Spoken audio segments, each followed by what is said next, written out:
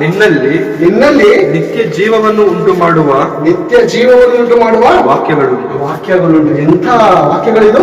ನಿತ್ಯ ಜೀವ.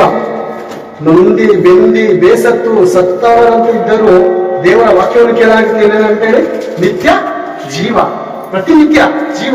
ಯಾಕಂದ್ರೆ ಇದರಲ್ಲಿ ಜೀವ ಏನಿದೆ, ಆತನ ವಾಕ್ಯವು ಆತ್ಮವಾಗಿಯೂ ಜೀವವಾಗಿಯೂ ಇದೆ.